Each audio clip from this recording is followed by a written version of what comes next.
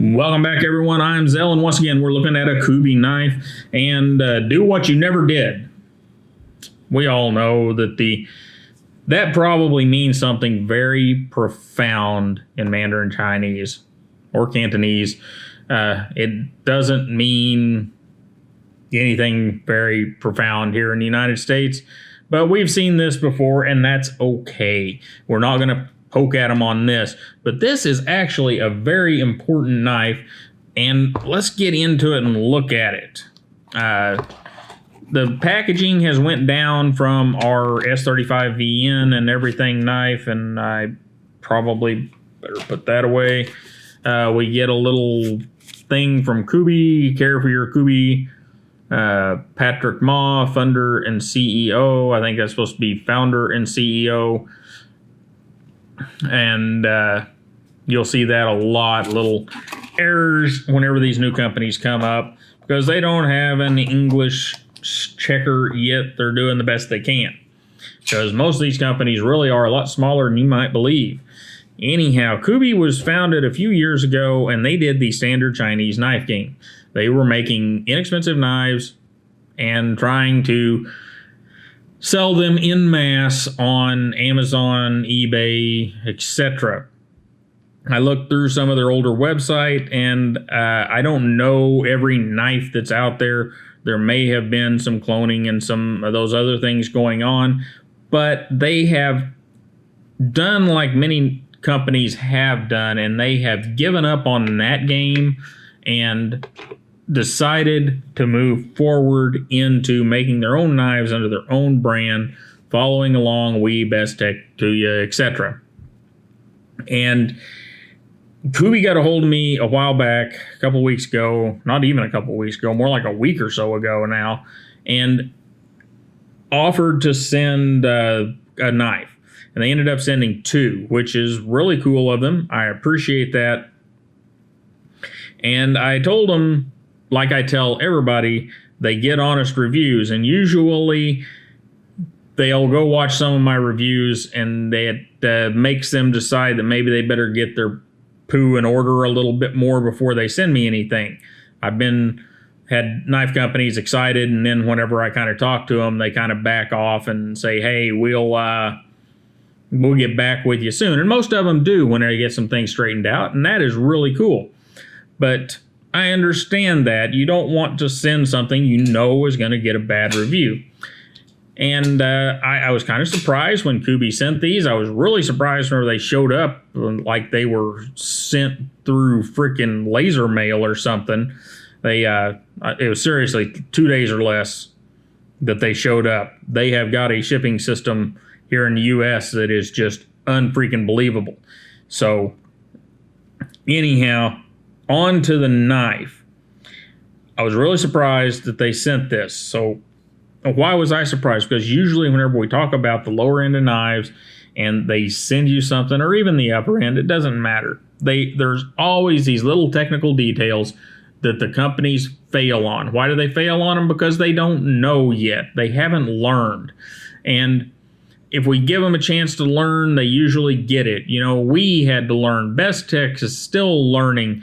Tuya's learning. All these other knife companies are learning. Bastion, I think they're a U.S. company with Chinese production, though. All these companies, they're still learning, and usually their first round of knives are kind of so-so. So let's jump into this KU158A tactical folding pocket knives. First off, we've got G10 as a handle material with really super awesome cuts down through it.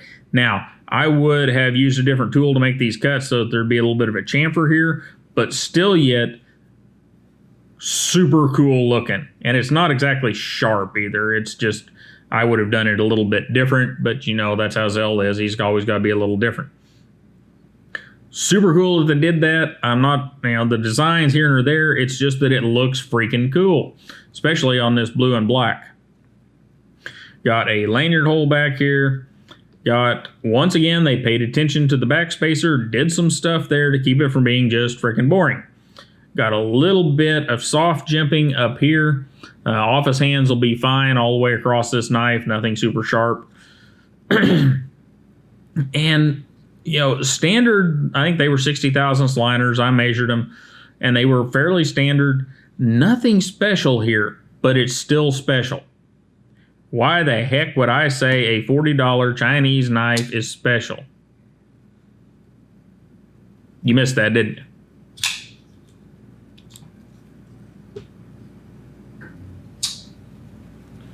See at that time? Whole thing. You'd be paying attention from here all the way to there. So let's talk about the blade a little bit, and then we'll get a little more serious into why. The blade, they're calling this a titanium coating. I obviously haven't had enough time with this to know how good the coating is, and personally, I don't care.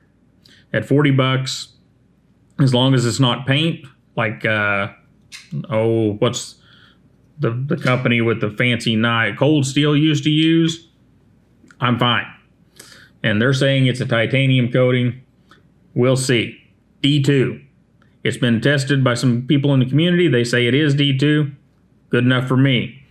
Got your sheep's foot, reverse hand toe, whatever you want to call it. Nice two-tone, nice swedge, nice swedging here. Decent edge termination, could be better, but, you know, that is one place even the companies that have been in the game a long time don't get it. So, chamfered everywhere, and now these are a little sharp up here, but I don't think they're quite sharp enough to strike a ferro rod. I personally would have knocked them off just a little bit all around there. Remember, 40 bucks and D2. So, pretty nice. Pretty nice all the way around. These have all been chamfered in and out, and I do mean a real chamfer. There is I don't know if you can see it or not, but there is a chamfer cut on each and every one of those edges. So these guys are, you know, that's extra time in the mill. So there you go. Mechanically, what do we got here? We're 4.9 ounces, 3.8 inch blade, 4.7 handle. We'll get a grip length here in a minute. Thickness of 0.53. And there was something else I was looking for there, and I can't remember what it is. So we'll go on without it, I guess. Oh, I know what it is, and they don't have it in their list of stats, so we'll get it on our own. Okay, standard 156 material. That's about 4 millimeter. Very good mechanically, the bearings and all that good stuff. And I said ceramic. I don't see on their list whether they say, okay, yeah, ceramic ball bearings. So there you go. Everything else is stainless. Let's get our driver out and get a look at that. One thing they did do is they used T6 everywhere whenever they didn't have to. They did use good T6s, which, again, they didn't have to, but look at that. For T6s, that's freaking amazing. But no matter how amazing it is, they could have been T8s, and that would have been just that much better. And, you know, some of these companies already know this, and they purposely give you T6s in their cheapest knives, hoping to lure you up, or hoping to lure you into the nicer stuff. And are they really thinking a lot of people are looking at the T6s? No, they're just thinking aesthetics. Where this knife has these kind of screws, and what did I do with this is their $140 knife, and it's just got nicer looking screws all the way around. That's what they're doing in some cases, but decent T6s.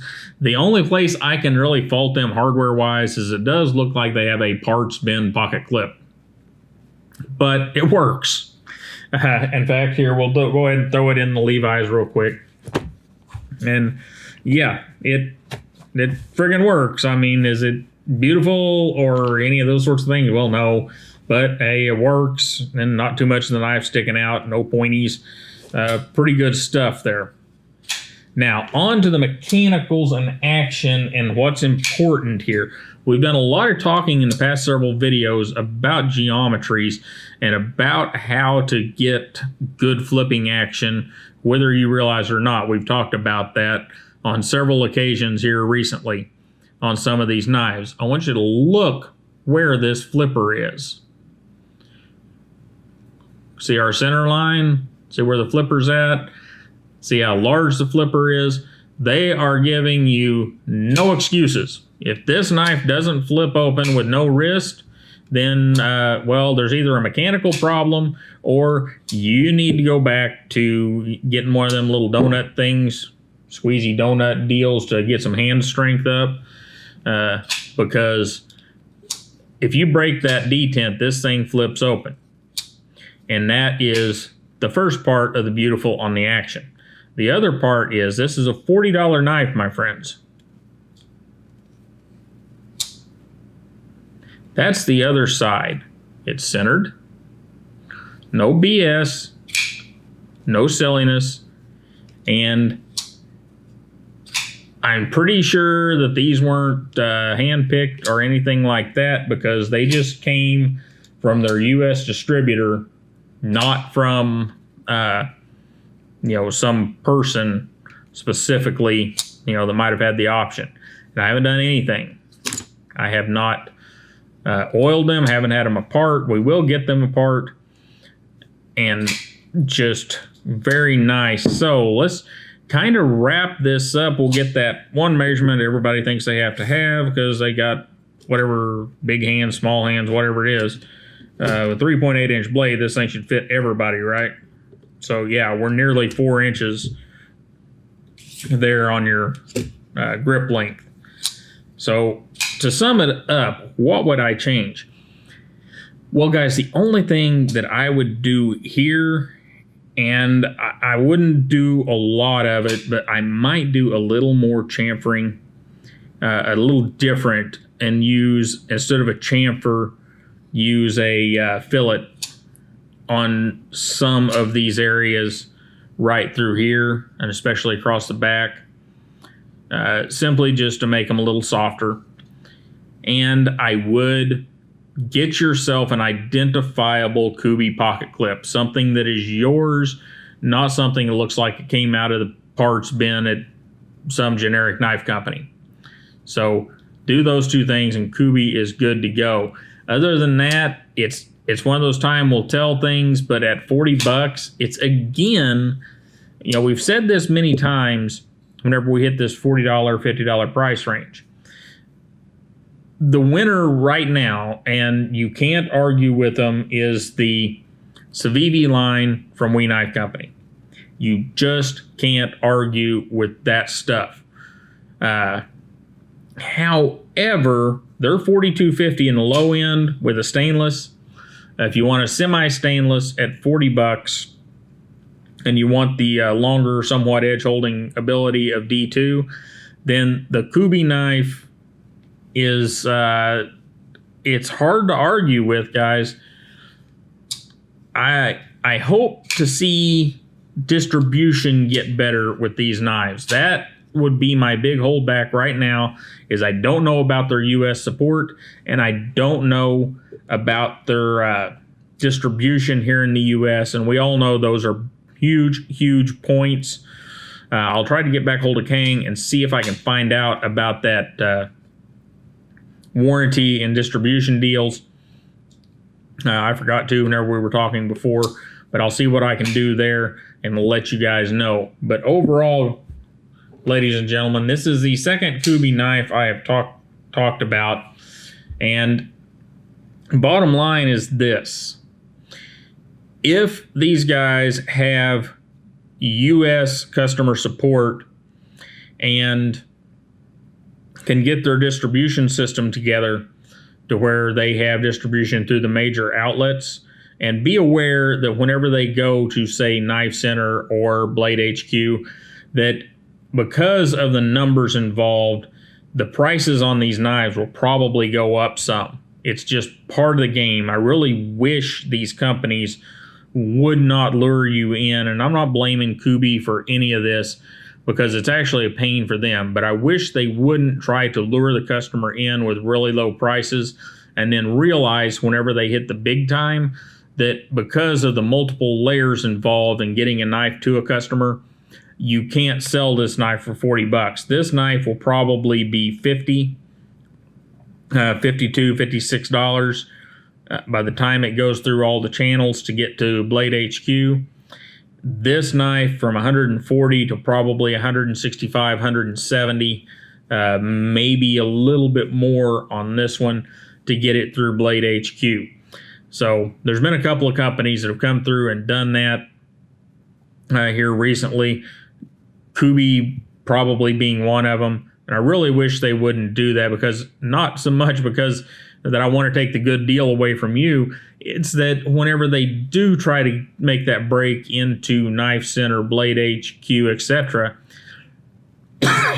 it causes a problem because they're already selling the knives lower on their own website, and they're taking the cut that Blade HQ needs to take so that they can keep their doors open. So anyhow, you guys have a great day. Don't forget to like, share, and subscribe. And check out the Kubey knives. I'll have links down in the description because they asked me to their website and to their Amazon shop, I believe it is. So do I think they're good knives? Yeah, I think they're good knives. Don't know about their U.S. support yet. And we'll just have to wait and see how all that shakes out. I would like to see them get better distribution here in the U.S. That's a big deal for me. You guys have a great day, and I will see you next time.